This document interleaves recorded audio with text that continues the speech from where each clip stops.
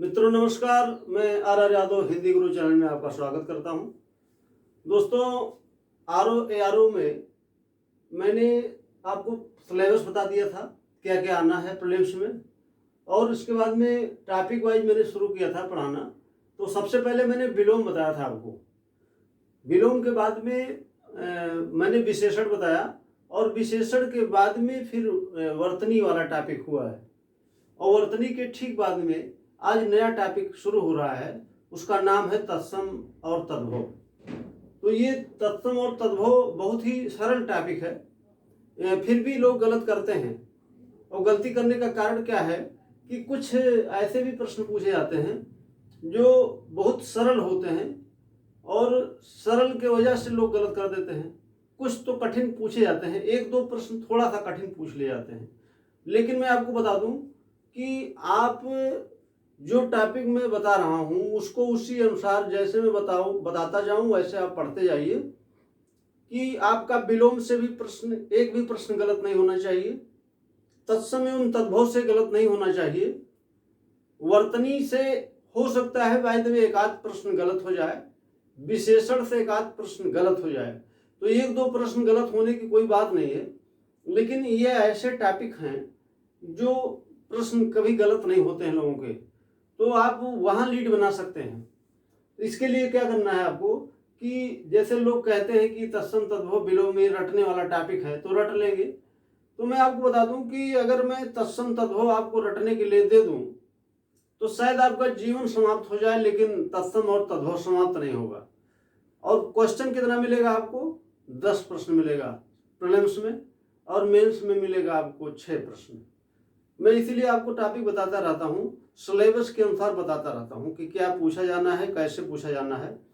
तो आप देख लीजिए कि कुछ इसमें ट्रिक है। इस तत्सम तद्भव में कुछ ट्रिक है जिसका सहारा लेकर के आप उस ट्रिक के साथ में जब पढ़ेंगे तो आपका कम से कम मान चलिए कि 70% रटने वाला काम खत्म हो जाएगा, और बाकी 30% आपके लिए मैं कुछ शब्द इतना लिखवा दूंगा कि आप उसके बाहर प्रश्न नहीं करता है, और विश्वास के साथ आप उसको देखते रहिए। हाँ, इसके बाद में जो मैं शब्द लिखाऊंगा उसको आप जरूर देखते रहिए, क्योंकि मेरे टॉपिक से मैं आपको बता दूं कि 95% के ऊपर प्रश्न मिलेगा आपको मेरे पढ़ाए हुए टॉपिक से। बाकी मैं जो बताता रहूंगा, जितना कहाँ से पढ़ना है वो आप थोड़ा सा देख लेंगे, बस उतने से आपका काम चल जाएगा। मैंने आपसे वादा किया है कि आपको 55 प्रश्न मिलना चाहिए। 55 के आसपास आपका नंबर मिल जाएगा अगर, तो आप कम से कम 10 नंबर के आसपास के लीड बना लेंगे हिंदी में। उससे क्या फायदा होगा कि बाय द वे आप मान लीजिए जीएस वाले पेपर में गलती सभी लोग करते हैं, तब से गलती होती है। तो अगर गलत हो जाए, 2-4 प्रश्न आपसे गलत भी हो गया, तो आप ये टॉपिक कवर कर देगा आपके लिए, और फिर आप क्वालिफाई कर जाएंगे। ठीक है, प्रीलिम्स का मतलब है मात्र क्वालिफाई करना, तो आपको क्वालिफाई करने के लिए इतना मेहनत तो करना पड़ेगा। और ये टॉपिक आपको न केवल प्रीलिम्स में बल्कि मेंस में भी फायदा करेंगे। और फिर मैं ऐसा नहीं है कि मैं आपको यहीं पर छोड़ दूंगा, आगे मैं और भी फिर से रिवीजन करा दूंगा, ऐसा कुछ नहीं है। और अभी तो तत्सम तद्भव चल रहा है, इसके बाद में अभी आपका टॉपिक बचा हुआ पर्यायवाची। पर्यायवाची है, फिर अनेक शब्दों के लिए एक शब्द है। तो मैं सारे टॉपिक को बताने का प्रयास करूंगा आपको, और जब ये टॉपिक खत्म हो जाएंगे प्रीलिम्स वाले, तो मैं मेंस का टॉपिक जो लेटर राइटिंग है और भी टॉपिक हैं। देखिए, सबसे अधिक रोल हिंदी का ही है। हिंदी में अगर आपने ठीक ठाक कर लिया तो आर ओ में आप ठीक ठाक स्कोर पर पहुंच जाएंगे, और स्कोर पर पहुंच जाएंगे तो आपको सिलेक्शन हो जाएगा। इसलिए आपको सबसे ज़्यादा ज़रूरत है हिंदी में ध्यान देने की। तो हम ये कहना चाह रहे थे कि जैसे आप वीडियो मैंने जैसे देख रहा हूँ, तो लोग व्यूअर तो हमारे बहुत अच्छे बढ़े हैं, लेकिन लोग देख करके छोड़ देते हैं। उसमें आपका कोई नुकसान नहीं है कि आप अगर सब्सक्राइब कर देंगे तो आपका कोई नुकसान नहीं होगा, लेकिन मेरा फायदा जरूर हो जाएगा। तो मैं आपसे ज़्यादा अपेक्षा तो नहीं करता, लेकिन आप इतना तो जरूर कर सकते हैं। तो करेंगे तो बहुत अच्छी बात है। ठीक है, वो हमारे लिए भी है, और आपको पता भी है कि जो गुरु और शिष्य के बीच में संबंध होता है उसको आप मेंटेन करे रखेंगे इसी के मातहत। तो देख लीजिए, मैं आपको कुछ ट्रिक बताने वाला हूँ जो आपको तत्सम तद्भव में जो शब्द रटने वाले हैं वो आपको रटना नहीं पड़ेगा, और आप ठीक ठाक स्कोर पर पहुंच जाएंगे। कैसे पहुंचेंगे आइए देखते हैं। देखिए, तत्सम दो शब्दों के मेल से बना है। तत् और सम, ये संस्कृत से बना शब्द है। क्योंकि हिंदी का विकास संस्कृत से हुआ है, आप जानते हैं। तत् का अर्थ होता है उसी के, उसी के का मतलब होता है संस्कृत के, और सम का अर्थ होता है समान। यानी कि ऐसे शब्द जो संस्कृत से निष्पन्न होकर हिंदी में आए और उसी रूप में प्रयोग होने लगे, तत्सम कहलाए। ये इसकी शुद्ध परिभाषा है। हालांकि आपसे परिभाषा वगैरह नहीं पूछा जाएगा, लेकिन मैं आपको बताने का प्रयास कर रहा हूं कि जिससे आपको पता चल जाए। इसके बाद में देखिए, तद्भव क्या होता है। तद भी तत् शब्द से बना है। तत् का मतलब होता है उसी के, और भव का मतलब होता है उत्पन्न होना। अब देखिए, परिभाषा इसकी क्या दूसरी बन गई कि ऐसे शब्द जो संस्कृत से निष्पन्न होकर हिंदी में आए लेकिन काल परिस्थिति के कारण अपने रूप को बदल लिए, तो उसे हम क्या कहते हैं, उसे हम तद्भव शब्द कहते हैं। तो आप दोनों में अंतर समझ गए होंगे कि कौन तत्सम शब्द हैं, कौन तद्भव शब्द होते हैं। तो ज्यादातर शब्द 90% शब्द ऐसे होते हैं कि जो संस्कृत निष्ठ होते हैं, वो आपको मानना होता है कि हाँ ये तत्सम शब्द है। लेकिन ये गारंटी नहीं होती है। जो एक दो प्रश्न कठिन पूछता है वो इसी में पूछा जाता है कि जो आप सरल जानते हैं वो सरल नहीं रहता है, वो कठिन हो जाता है। तो देखिए, ट्रिक के बारे में मैंने बात किया था। पहली ट्रिक मेरी है, आपको मैंने वर्णमाला जब देखा बताया था, तो वर्णमाला में बताया था अनुस्वार और अनुनासिक होते हैं कुछ। तो अनुस्वार का मतलब होता है कि एक पॉइंट ऐसे लगता है, उसको हम बोलते हैं अनुस्वार, और जब इस पर ऐसे चंद्रबिंदु जिसको आप बोलते हैं उसको हम बोलते हैं अनुनासिक। तो जिस शब्द के ऊपर अनुनासिक लगा हो उसे हम तद्भव कहते हैं। समझ गए आप? यानी कि आपको सोचना नहीं है। कुछ शब्द ऐसे पूछे जाएंगे जो बहुत ही सरल होंगे। तो जैसे पूछेगा आपसे कि निम्नलिखित शब्दों में कौन तत्सम शब्द है, तो उसमें हो सकता है कि 3 शब्दों में अनुनासिक लगा हो, तो आप समझ लीजिएगा कि ये तद्भव है। तो ये तो बहुत सरल होता है कि तत्सम और तद्भव आप इस ट्रिक को कैसे पहचान पाएंगे। और मैं आपको बता दूं, 99% ये अगर किसी शब्द के ऊपर ये अनुनासिक लग गया तो ये गारंटी के साथ तद्भव होगा। ठीक, आपको ये ध्यान रखना है। हाँ, उसका जो परिवर्तन तत्सम में होगा वो और भी कुछ हो सकता है। कोई जरूरी नहीं है कि उससे कुछ मिलता जुलता हो, ऐसा कुछ नहीं है। लेकिन वो बदलेगा तो किसी न किसी पंचमाक्षर में ही जाता है। तो अगर आप वर्णमाला सही तरीके से देखे होंगे तो आपको मैंने पहले ही बोल दिया था आपसे कि वर्णमाला एक ऐसा टॉपिक है जिसको आप जो समीक्षा अधिकारी का पेपर दे रहे हैं वो भी देख ले एक बार तो ज़्यादा बेहतर होगा। हालांकि वर्णमाला टॉपिक में नहीं, आपके सिलेबस मैंने बता दिया है, लेकिन उससे फायदा क्या होगा कि आप और चीज़ों को बहुत अच्छी तरह से पढ़ सकते हैं, समझ सकते हैं। क्योंकि आपके टॉपिक निश्चित कर दिए गए 6 टॉपिक हैं। उन 6 टॉपिक को समझने के लिए भी उसका एक बेसिक बैकग्राउंड होना चाहिए। और बैकग्राउंड कहाँ से आएगा? जब आपको कुछ ना पता हो और जो सिलेबस है उसी शुरू कर दी जाए तो आप उसको अच्छी तरह से नहीं कर सकते हैं। तो हम ये कहना चाह रहे थे कि जिस शब्द के ऊपर अनुनासिक लगा हो वो कौन सा शब्द होगा? वो तद्भव शब्द होगा। एक तो ये प्रश्न हो गया। तो ये देखिए, मैंने जो लिखा है, तो चांद का जो तत्सम होता है वो क्या होता है? चंद्र होता है। आप जानते होंगे।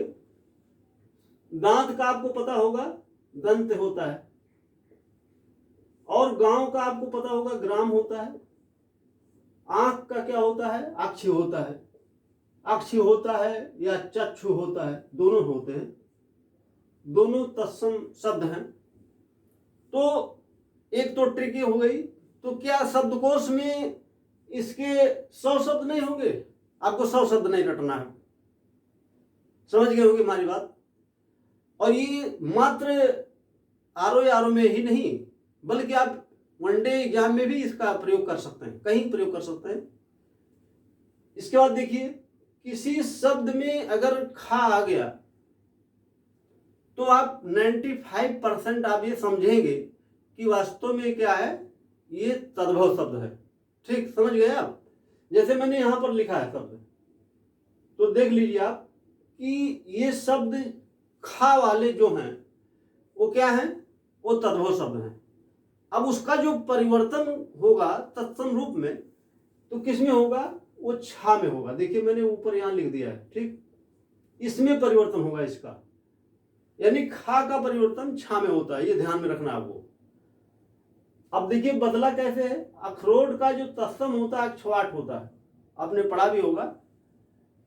उसके बाद में आंख का अभी मैंने बता दिया अक्षय होता है, तो खा का परिवर्तन किस में हुआ है, छा में हुआ है।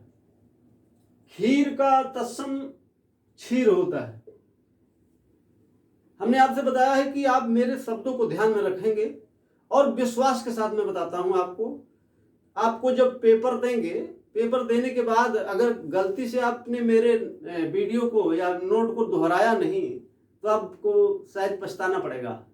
तो इस चीज का ध्यान रखिएगा आप, ऐसा ना हो कि पछताना पड़े, क्योंकि अभी टाइम है आपके पास, पर्याप्त टाइम। ये पेपर अभी जो सुनने में आ रहा है, तो संभावना व्यक्त की जा रही है कि शायद ये जुलाई लास्ट तक पेपर करा सकता है, ऐसा सुनने में आया है। हालांकि कोई अभी बयानबाजी करना ठीक नहीं है, लेकिन ऐसा संभावना व्यक्त की जा रही है। तो ये देख लीजिए आप, अगला टॉपिक क्या है, अगला पॉइंट है, अगला ट्रिक है कि जिस शब्द के शुरुआत में, प्रारंभ में अगर ये दंती सा बोलते हैं इसको, सा अगर आ गया, तो उसका जो परिवर्तन होता है वो किसमें होता है, तालब्बी सा में होता है। ये बड़ा सा जो उसको आप बोलते हैं देहाती शब्द में। ठीक कैसे होता है, देखिए यहां पर मैंने लिखा है श्वास, तो क्या होगा, श्वास होता है। ससुर का स्वसुर होता है। ठीक, ऐसे मैं आपको ये बताने के लिए बता रहा हूं, समझाने के लिए कि आप समझ जाएं। अभी तो मैं शब्द इतना लिखवाऊंगा ही कि आप उसको रिपीट कर लेंगे, तो उसके बाहर प्रश्न नहीं किए गए हैं अभी तक। और ये पूरे विश्वास के साथ मैं कह भी सकता हूं कि उसके बाहर शायद न पूछा जाए। वैसे एक्सेप्शन की बात नहीं करता मैं। इसके बाद में अगर किसी शब्द के शुरुआत में या बीच में ना आ गया, तो ये 90%, ये 100% तो नहीं कर सकते हैं, लेकिन ये 90% अड़ा में परिवर्तित होता है। जैसे परिणाम मैंने लिखा है, तो परिणाम का तत्सम रूप परिणाम होता है। बनारस का वाराणसी होता है, वाह है। और यहां पर अगर लिख दे बंदर, तो बंदर का रूप क्या होता है, किसमें, तत्सम में, वानर होता है। ठीक, तो ऐसे शब्द मिलेंगे आपको कि जो बा से शुरुआत जिनकी है, वो आपको 90% समझ लेना है, वास्तव में ये तद्भव ही हो सकता है। और जब उसका रूप तत्सम में जाता है तो वह वाह में परिवर्तित हो जाता है। तो आप समझ गए होंगे हमारी बात कि हम क्या कहना चाह रहे हैं। इसके बाद में देखिए, मैंने यहां पर कुछ शब्द और भी लिखा है, जैसे बगुला लिखा है। बगुला का जो तत्सम होता है वक होता है। ऐसे बरगद लिखा है, तो बरगद का वट होता है। तो जो ट्रिक मैंने अभी और भी बहुत सारे ट्रिक मैं बताता रहूंगा। मैं बताते समय और वीडियो बनाते समय मैं बराबर आपको ट्रिक और इसके नियम क्या हैं मैं बताता रहूंगा।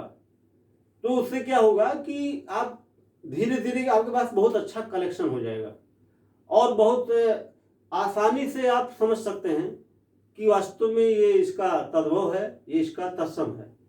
अच्छा, ये मैंने बताया आपसे कि ये टॉपिक ऐसा है कि जहां से गलत होने की संभावना कम होती है।